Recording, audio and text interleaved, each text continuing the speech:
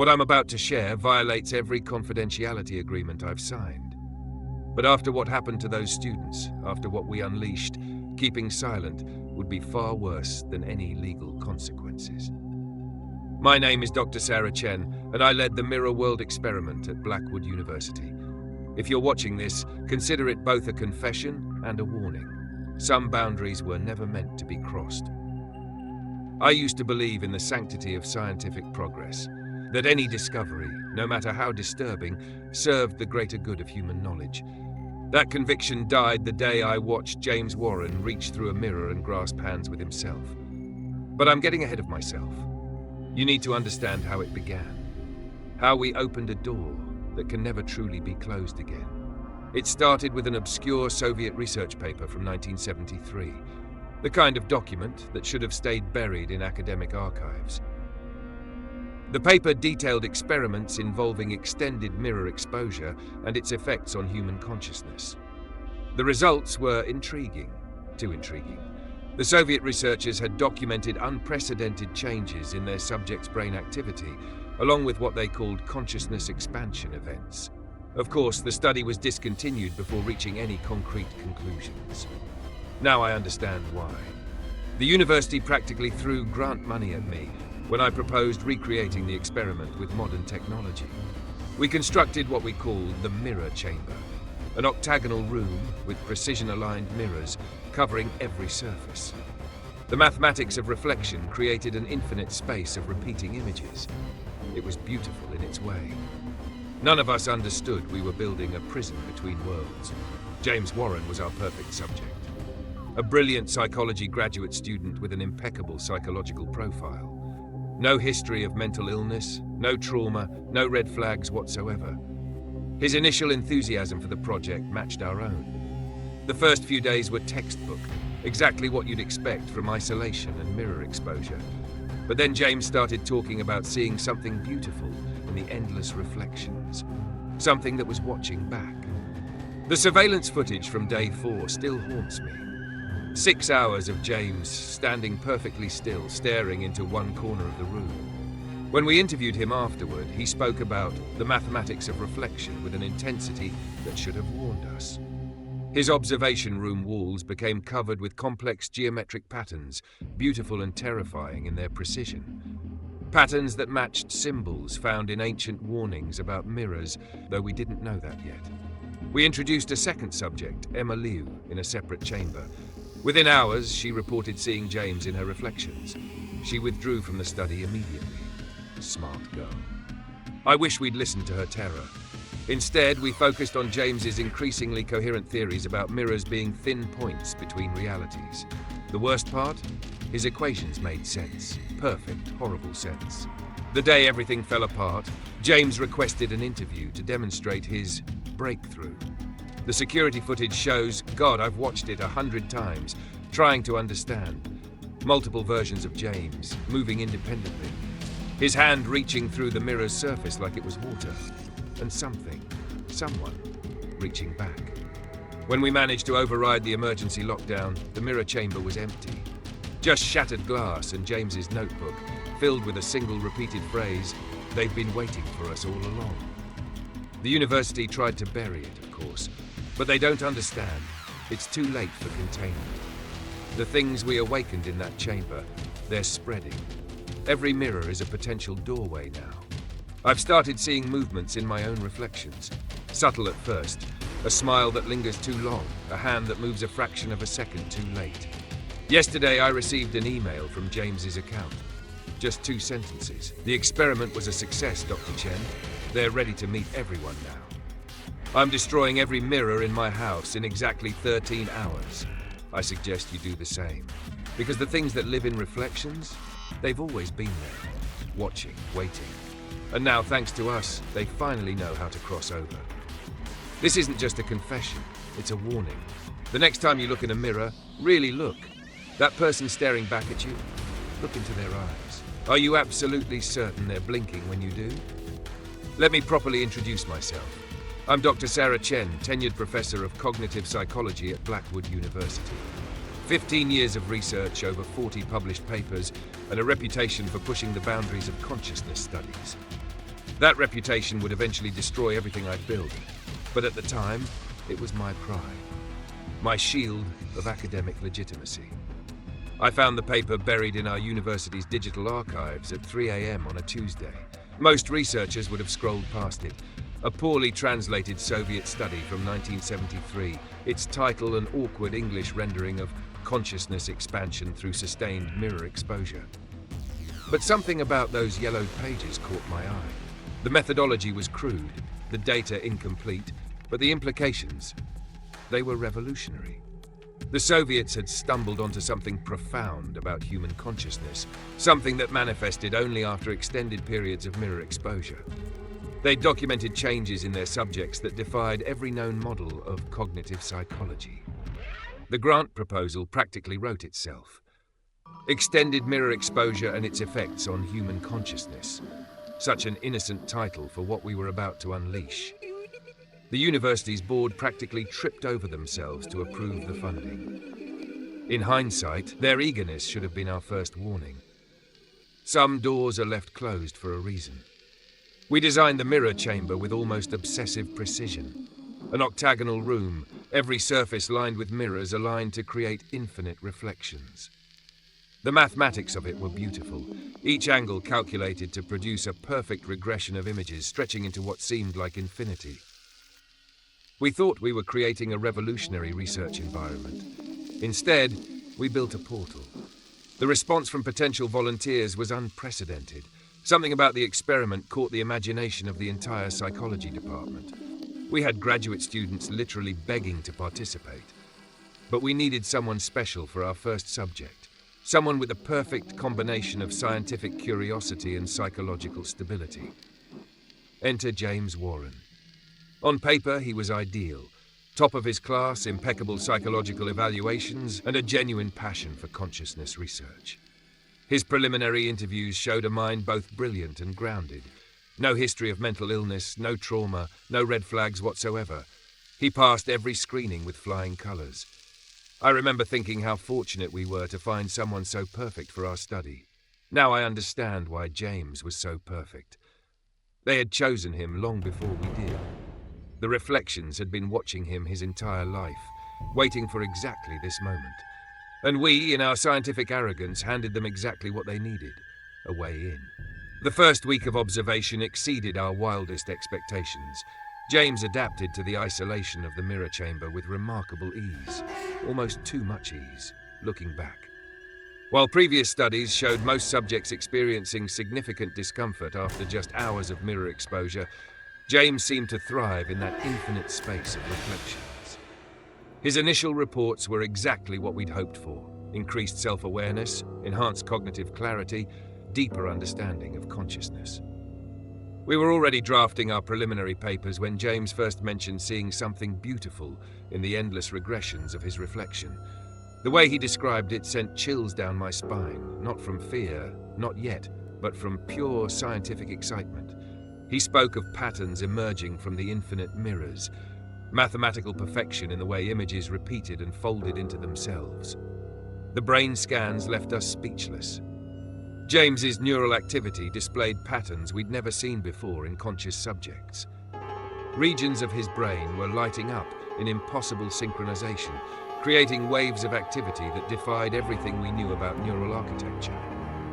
My colleagues were already whispering about Nobel nominations. If only we'd recognized these patterns for what they really were. Not a breakthrough, but a breach. James's enthusiasm grew with each session. He talked about breakthrough moments of self-understanding with an intensity that was infectious. He claimed the mirrors weren't just showing him his reflection, they were showing him every possible version of himself, every choice he could have made, every path his life could have taken. We attributed his insights to the extraordinary circumstances of the experiment. We should have asked ourselves how he could see so clearly in a room of endless reflections. Then we found his journal. The pages were filled with detailed accounts of conversations, not with himself, as we initially assumed, but with what he called his other selves. These weren't mere reflections on identity or consciousness. They were dialogues, perfectly transcribed exchanges with versions of himself that he claimed existed in the spaces between reflections. The clinical precision of his notes made them all the more disturbing. Each conversation was time-stamped, each other self categorized and numbered.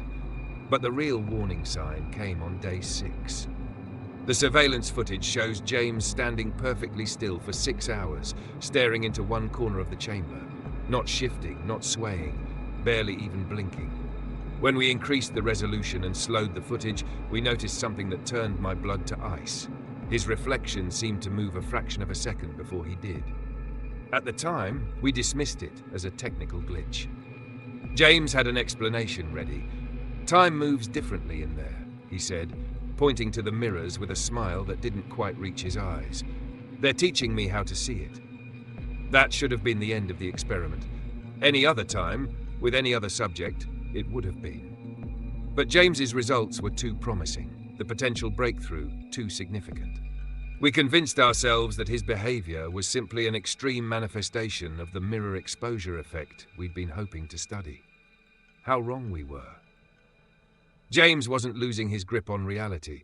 He was gaining a grip on something else entirely, something that had been waiting behind the mirrors all along. James's initial scientific curiosity transformed into something far more intense. He began talking about the mathematics of reflection with an almost religious fervor.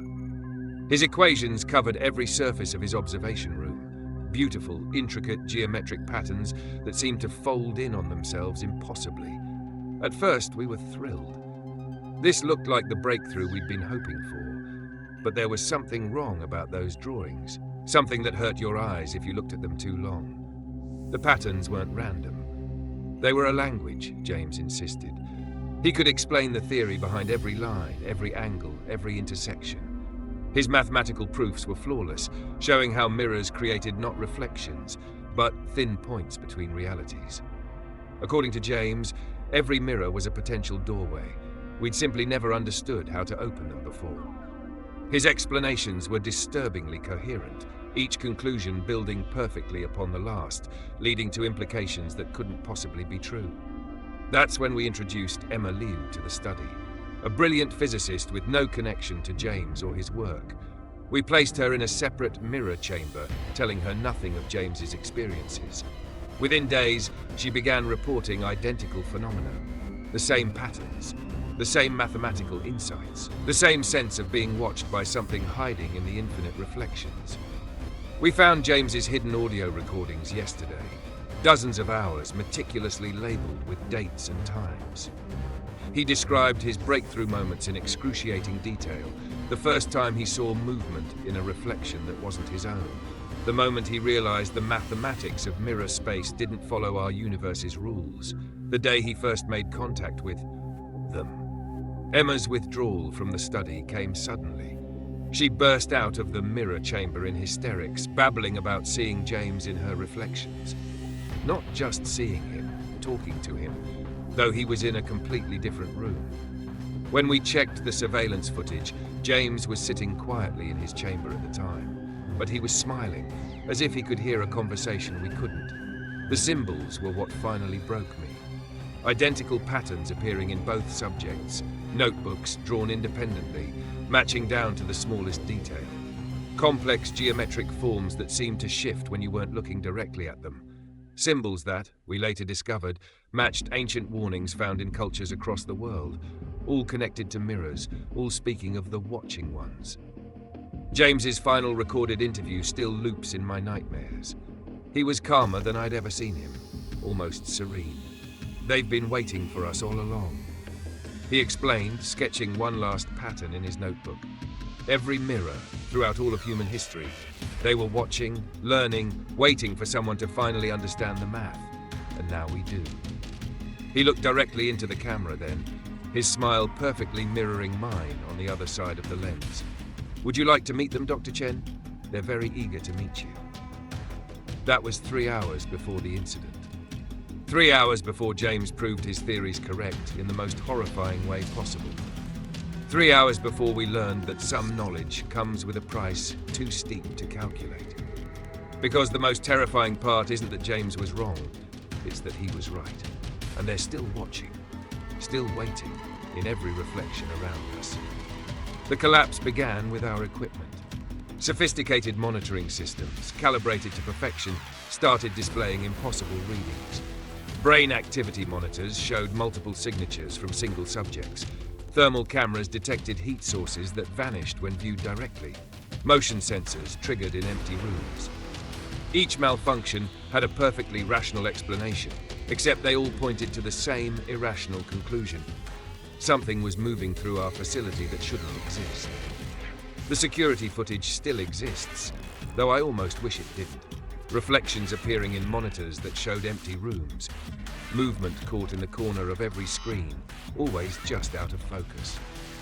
But the most disturbing images came from the cameras monitoring James. Sometimes his reflection would turn and stare directly into the camera, even as his physical body remained facing the mirrors. We checked for tampering. We found none. James had stopped being our researcher weeks ago. He'd become something far more valuable. Proof of concept.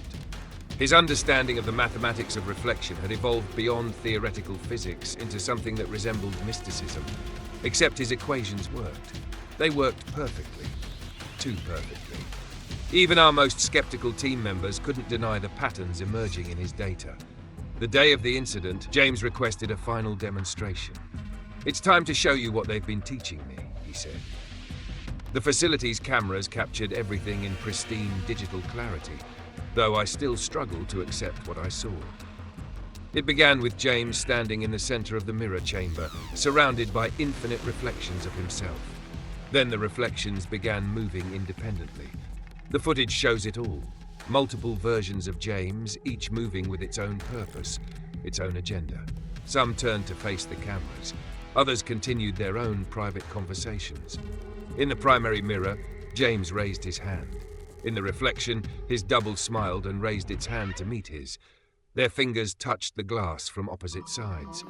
Then James's hand passed through. The surface of the mirror rippled like disturbed water. And something reached back, another hand identical to James's, but attached to a figure we could only see in reflection. The cameras crashed at that exact moment. Emergency systems activated.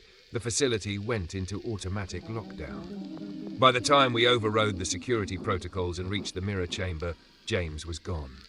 We found no blood, no signs of struggle, just shattered mirrors covering every surface, each fragment reflecting a different empty room. The mathematical equations still covered the walls, but they seemed to shift and change when viewed in the mirror shards, revealing new patterns, new possibilities. In the center of the room lay James's final journal entry. The reflections were never copies. They were doors, and now they're all open.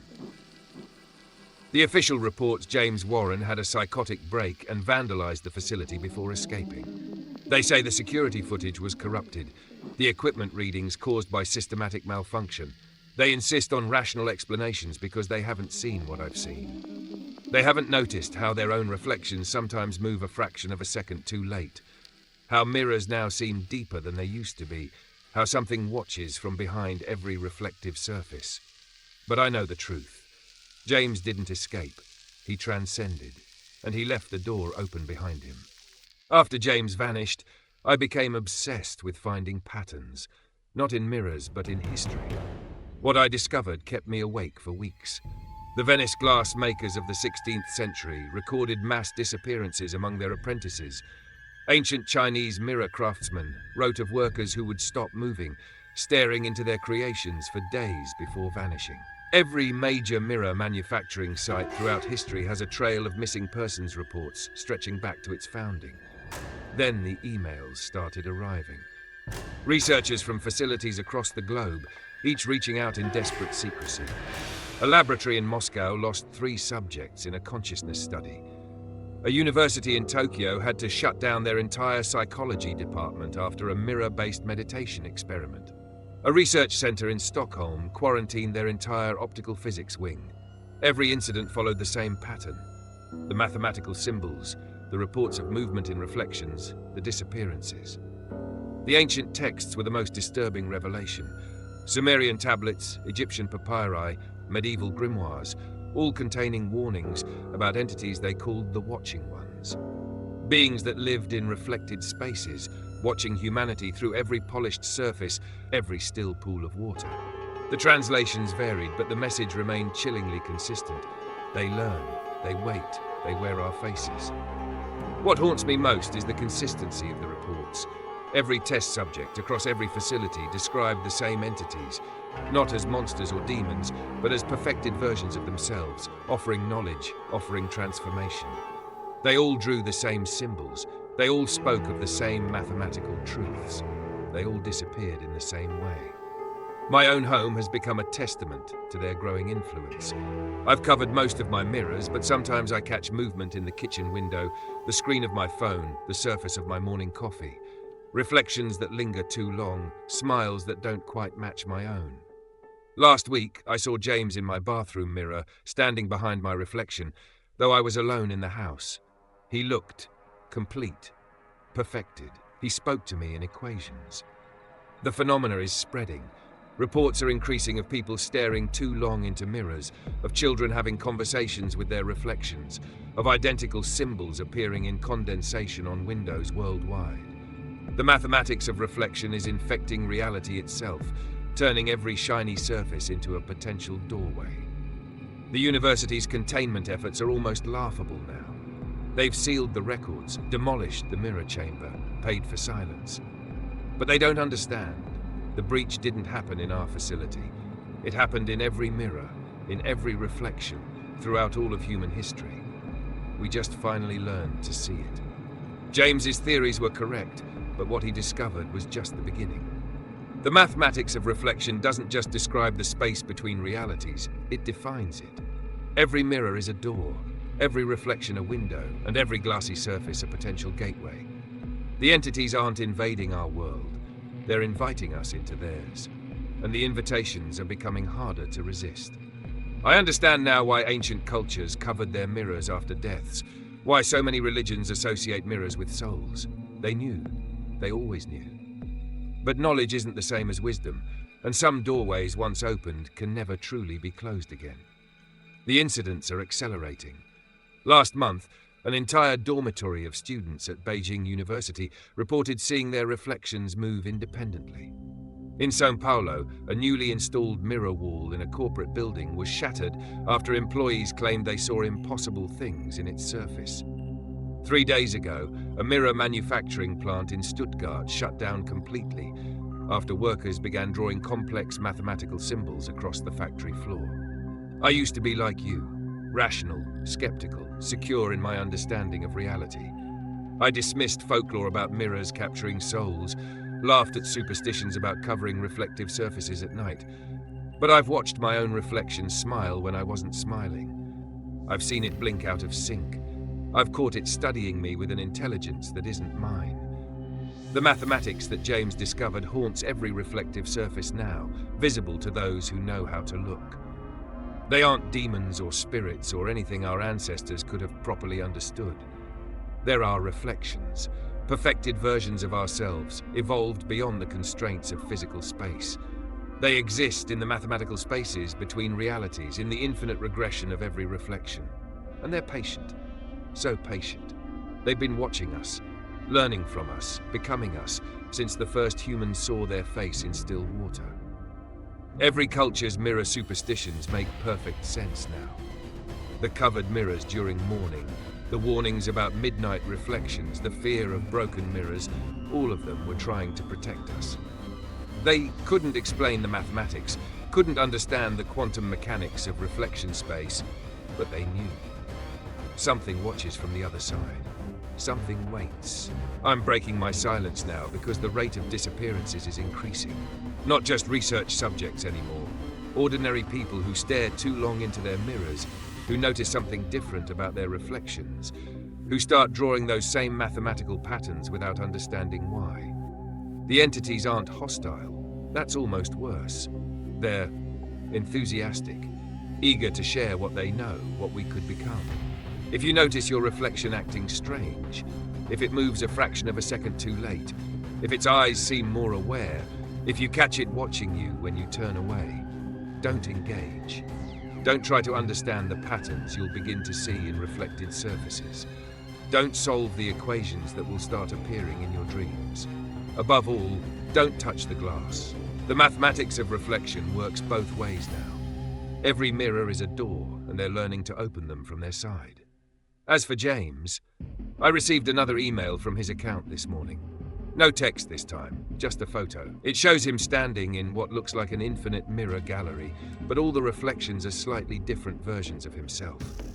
In each one, he looks improved, perfected. The equation scrawled across the image is one I've never seen before, but I understand it perfectly.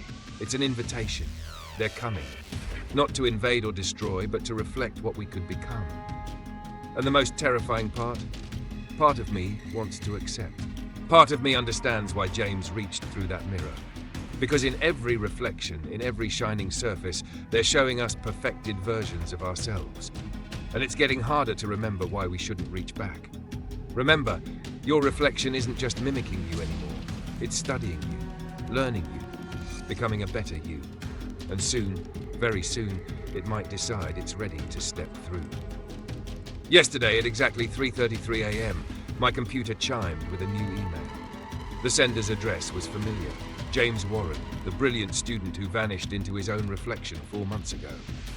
My hands trembled as I opened it, knowing that James's physical form had long since transcended our limited understanding of space.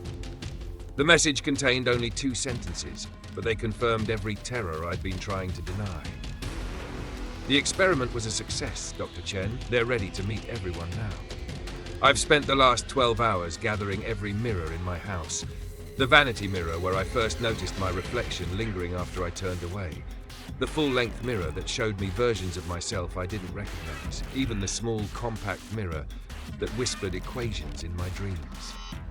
In exactly 13 hours, as the sun sets, I will destroy them all. I'm releasing this video not as a researcher, not as a scientist, but as someone who has seen behind the veil of our reality. The mathematics of reflection has spread far beyond our little experiment now. It's in every mirror, every window, every still pool of water. They're watching, waiting, wearing our faces. And now, thanks to what we discovered, they finally know how to cross over. So consider this your warning. The next time you glimpse your reflection, look carefully. Is it really mimicking you perfectly? Or is it learning, practicing, preparing? I suggest you do what I'm about to do. Destroy every mirror you own. Because James was right about one thing. The experiment was a success. And now none of us are safe from what we created. They're coming through, and they're wearing our faces.